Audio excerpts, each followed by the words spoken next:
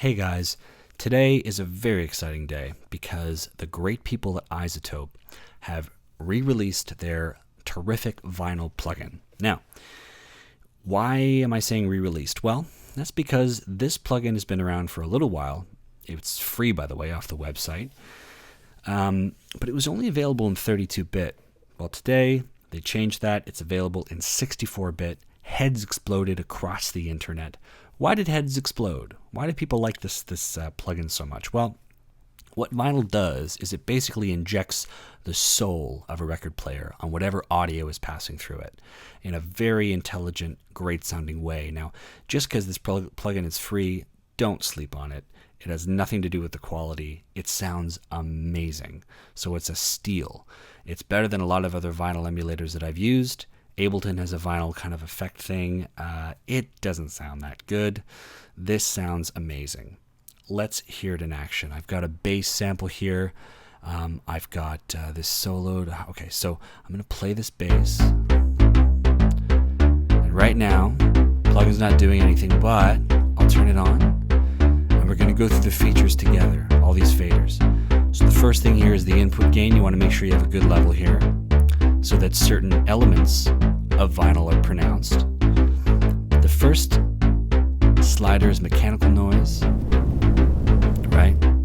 Almost like self noise. Now the next fader here is wear. Let's just turn that up, leave that there. The next one is wear, and this basically adds filtering and distortion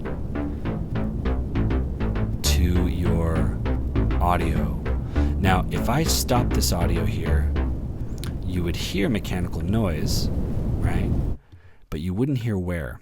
And that's important because wear is only going to be audible when you have audio. Okay? It's going to affect the audio signal. You're only going to hear it when audio is going through it. Next is electrical noise, right? It's like a lightsaber. I like to leave that a little low. Next is dust. Dust, as we all know, disperses, falls on the record, and as the stylus passes over the dust, it makes a little crackly noise. Well, they have that here, and you can control the amount. I like to set it at 100%, and then I just sort of move this dust fader as I see fit. Okay. Next is scratch. Now scratch is a little bit like dust, but you've got to be careful with scratch because scratch will actually interrupt the audio. It actually affects the audio that's playing. It kind of gates the audio for a moment as the effect pokes through. Let's see what I mean by that. I'll turn the scratches knob up here. See that? Watch your ears. Okay. So you can even just get away with leaving it low and turning the amount to 100%. Now I don't like scratches that much, so I'm just going to turn it off. Now the next feature is probably the coolest thing about vinyl. It's warp. Now what does warp do? It affects the pitch of the audio. You select a warp model or a curve, and then you select the warp depth. So when we have it at 100%, you can hear we're getting a really nice detuned kind of sound. And that's reminiscent, I think, of like Boards of Canada and stuff. Now, I don't like to make this effect too pronounced. I like to make it 100%. I like to keep it sort of around here. And now don't think that just because we've turned the slider down, it's not doing anything. It is, but it's very subtle. So let's just leave that there. Next, we have input gain and output gain. That's pretty obvious. Mono and stereo, a bypass.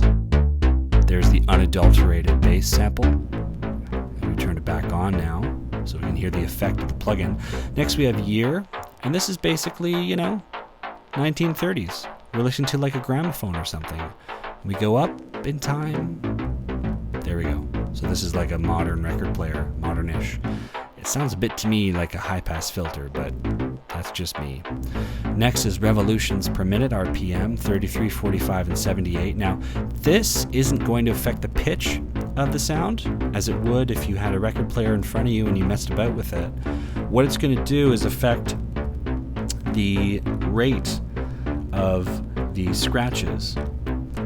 And and the periodic playback of the warp. So for example, at 78 RPM, a scratch happens more than twice as often as a single scratch on a 33 LP, since the record is spinning faster, so it increases the instances of the scratch effect and the wear. So I like to just play with this as I need it.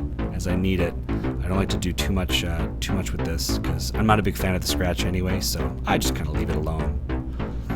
Now, bypassed.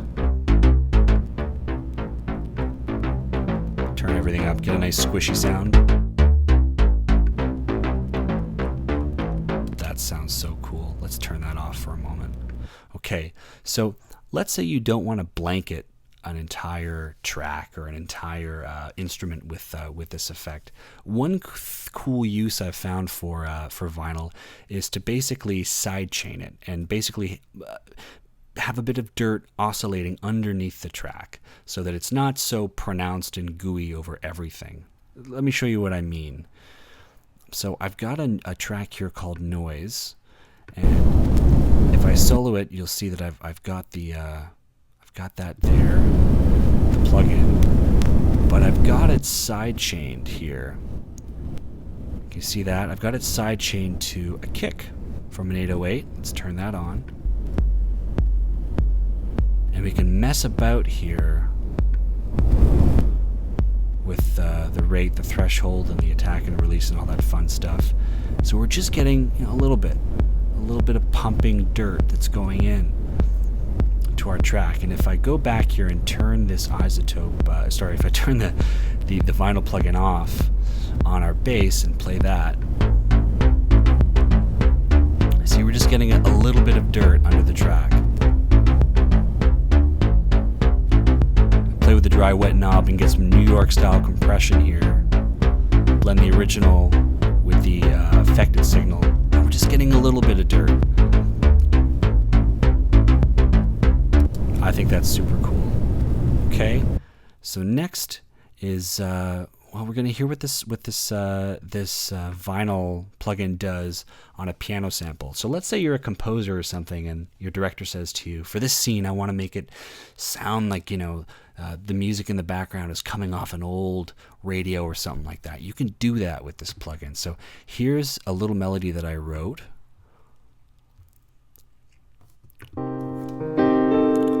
Okay, just kind of very lazy, relaxed little melody.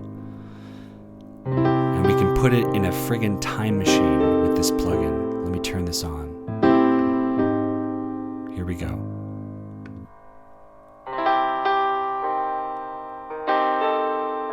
Isn't that cool? We're hearing some distortion. We're hearing some muddiness, some filtering. And if I turn the reverb up here in Ableton, it almost sounds haunted. Isn't that cool?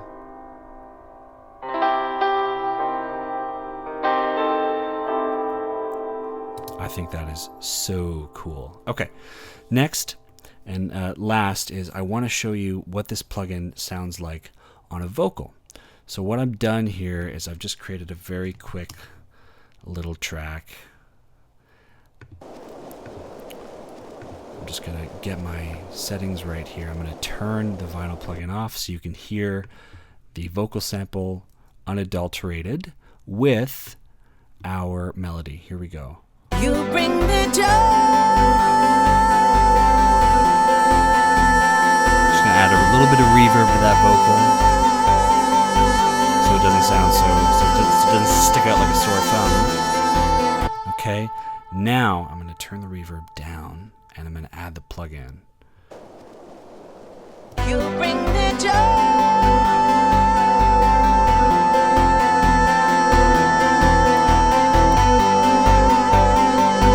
Isn't that cool? Like a little lo-fi, almost like an old sample you found. You bring the joy.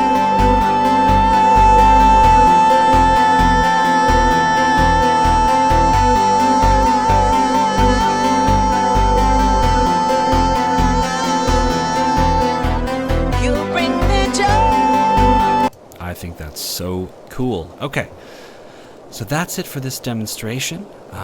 As I said, vinyl is available right now. iZotope's website, it's free. You just have to surrender a little bit of personal information and you can activate it in a snap. I love this thing. I love this thing, but I'm going to turn it off while I talk.